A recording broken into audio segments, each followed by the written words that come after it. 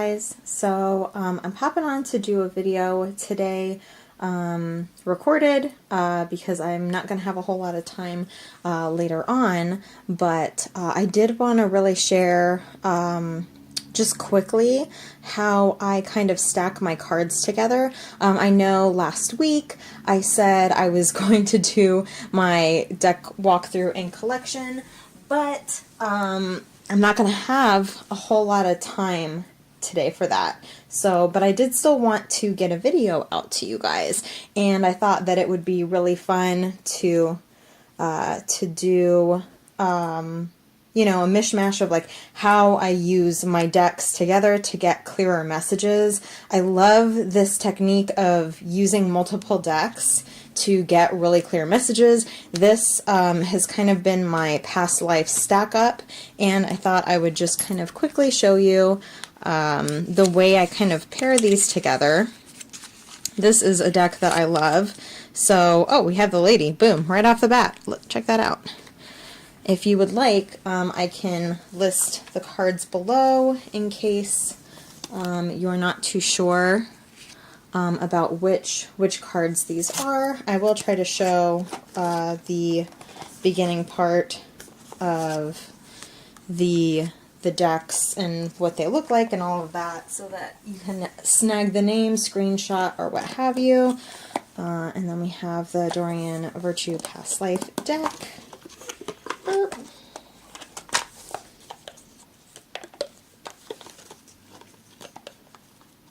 So I'm just kind of pulling random cards. I don't have any specific intention, but it's mainly just to kind of show you guys kind of how I pull my cards together to create like a really clear message when I'm drawing for whatever purpose this is. So typically this is like my past life roundup. This would be, you know, it's actually funny that I drew the lady. We could use that as the signifier, and the Knight of Wands kind of as the action or action, purpose, whatever the situation is about. And then we have kind of different cards that describe the situation, or maybe the feel, the vibe, the kind of person you would be, considering this is like a past life spread. So that's kind of how I typically lay things out. Sometimes I'll draw multiple cards, depending upon what I feel guided to do. It just kind of depends, I think, on what I'm looking for and what the purpose is, of course. And so that is my favorite past life kind of togetherness, kind of mashup. And let's see, what is one of the other favorites that I have that I draw all the time is for the chakras, or like my personal energies type situation. So these are usually the decks that I would use for that. This is the I Am Power Oracle. I don't think this is actually in print anymore, I'm not sure. But I just recently got these not too long ago. I think I did a haul with those. And then this is my favorite chakra deck. So we can just pull kind of like for a vibe of the chakras. And again, I'm just kind of pulling the first card that pops out, because it's not really so much for reading for me, but to show you.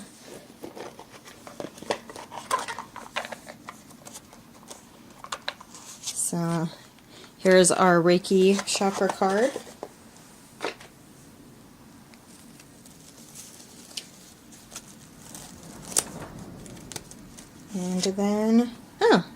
And then our empowerment message. So through grounding, you will get alignment, and that will help with your confidence in your sacral chakra. Kind of cool how that kind of all goes together. There's little tools down here that you can use, like essential oils and crystals. Like it suggests using black tourmaline and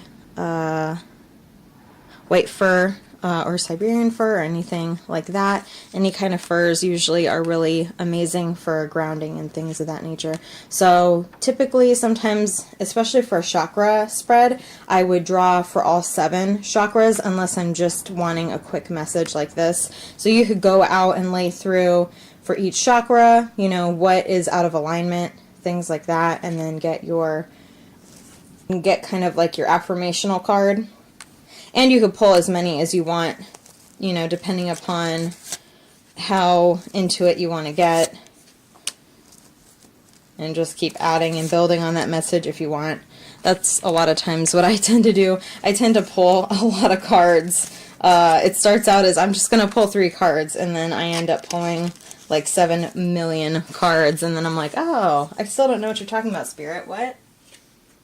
So one of my daily type of messages that I kind of like, this is the flower. I need to get an herb-based one. I know I have the herbarary, but I'm wanting something that's a little bit more extensive to include with this type of spread that I like doing. So these are, I love this deck. This is my favorite crystal deck.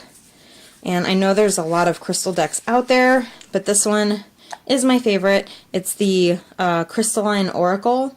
This is beautiful and amazing. It's when it's actually the first deck and the only deck I've backed on Kickstarter so far. And this is just absolutely stunning. I love it so much. And then this is the Magic of Flowers, sorry. So that's what the back of these cards look like.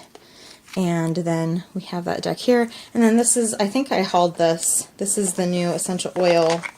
I haven't actually even mishmashed those up. Oh yeah, I have. Okay, I've already shuffled them, so I didn't think that I had. So we've got lavender for our essential oil message. Let's see what we get for our crystal. Oh, we got rose quartz, which we have right here actually. That's funny. And then let's see what we get for our flower.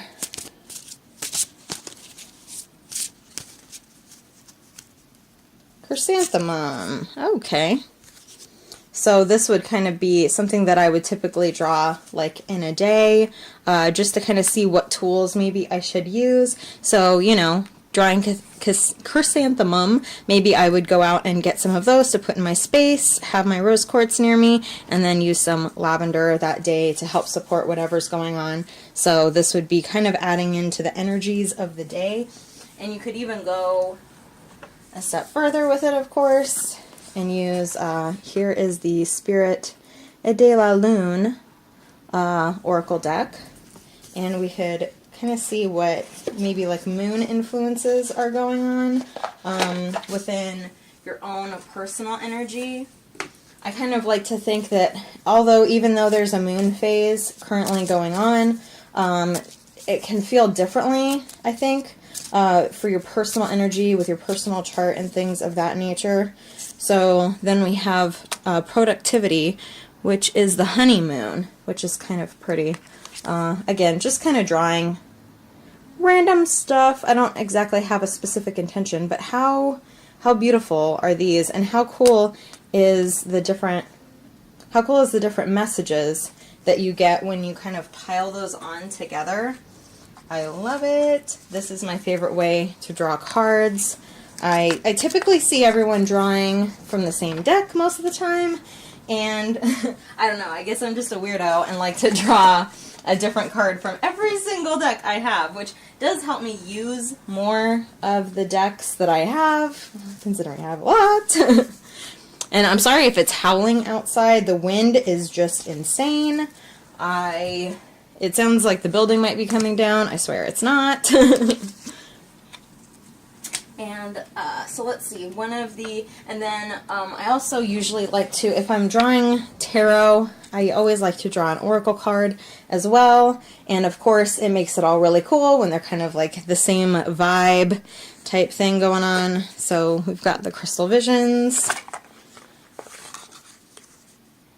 And these are still not, I haven't used this deck in a while, it seems like, because these are still not, these are not shuffled.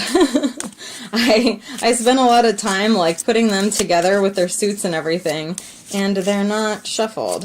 So apparently this is not a deck I have actually been using a whole lot recently. Usually this is my favorite deck. So we just have 7 of Swords, And then let's just draw one of these guys out of here. Sanctuary. That's kind of cool. I like that. So just kind of reading quickly from the guidebook, because I like reading from the guidebook. The Seven of Swords is potentially like an overconfidence with hasty actions and carelessness and needing of planning. And so that's kind of interesting. Then you have the Sanctuary and Embrace Solitude. So maybe that would be a situation where you would want to take a step back and think and kind of gain some clarity. You know, renew. I like that. Renew yourself. Kind of step back, plan before you jump out and go ham, and then you did something maybe you shouldn't have done. I don't know. But I like how that kind of goes with, you know, the messages and kind of it. I feel like it creates a new perspective, kind of. I don't know. Let me know if you enjoy this method. This is probably my favorite way to read, like cards in general. And then usually, like, I'll also pair like the Spirit de la Lune, the Angel Prayers, and then I will also do my chakra deck to kind of get the overall energy for the month. Those are typically kind of like the main decks like I will do monthly spreads with. I have a really cool monthly spread that I kind of do that kind of reaches through and it assesses the chakras and everything that's going to be going on that month. Maybe where you could use some support, what might be in or out of balance, things of that nature. So that was hopefully somewhat quick of a video. I don't know. I know I tend to ramble sometimes, but I thought that that would be kind of cool just to kind of show you the process that I go through. A lot of times I'll typically pair cards that are alike or ones that have the energies that I need to draw from to figure out kind of like the support through the day, week, month, whatever it is that you're looking for to gain some clarity with, or, you know, kind of get a feel ahead of time of like what you should be focusing on or paying attention to. And I really hope that you guys have a really great day. I'm going to try and get this up at the normal time I would typically go live, and hopefully I can go live next week. It's kind of a crazy week because there's a lot of stuff happening.